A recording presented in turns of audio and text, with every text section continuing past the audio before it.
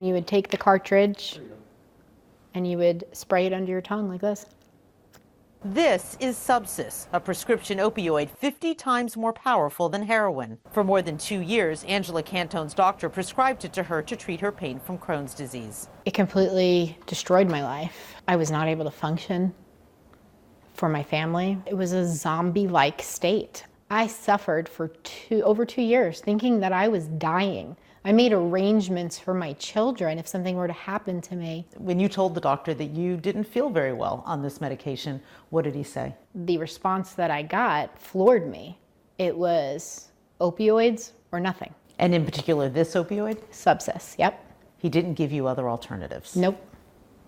Cantone then learned that her doctor had received more than $200,000 from the company that makes Subsys for speaking, consulting, and other services. The medication that was being prescribed to me was for his benefit, not my own. As the nation's opioid epidemic rages, CNN and Drs. Anupam Jena and Michael Barnett of Harvard University's Schools of Medicine and Public Health did a new analysis of government data. This is a pretty dramatic line. I agree. What we found is stunning. The big picture is that the more money a physician receives from an opioid manufacturer, the more likely they are to prescribe opioids. As you can see here, the doctors who get paid the most money, they prescribe the most opioids.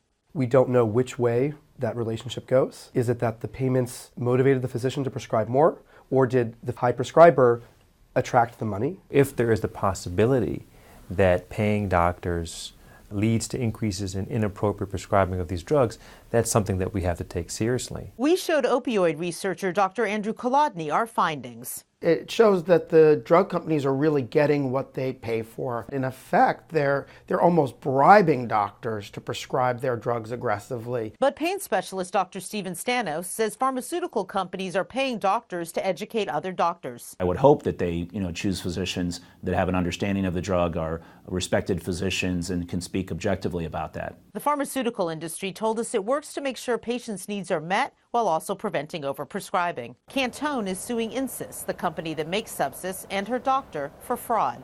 Both deny the allegations. In court documents, Insys said its product marketing conformed with industry standards, and Cantone's doctor said the medical care he gave her was reasonable and appropriate and in keeping with the standard of care. But Cantone says her doctor did overprescribe opioids for money. I was used as a pawn in a chess game, which later ended up making him and the pharmaceutical company a ton of money.